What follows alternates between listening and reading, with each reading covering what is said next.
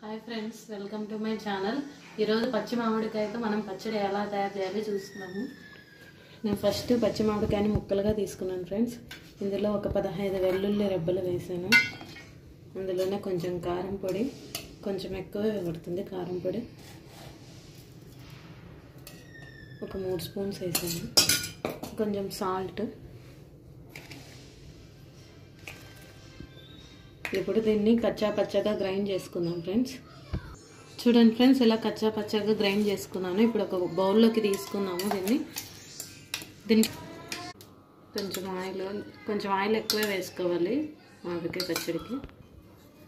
ఇప్పుడు జీలకర్ర, కొంచెం ఆవాలు, కరివేపాకు, కొంచెం ఎండుమిర్చి,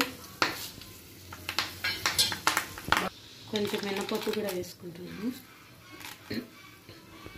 ఇప్పుడు మామిడికాయ పచ్చడిని కొద్దిసేపు తిరవాతలో వేసి ఒక 2 మినిట్స్ అలా బాగా వేయించుకున్నాము.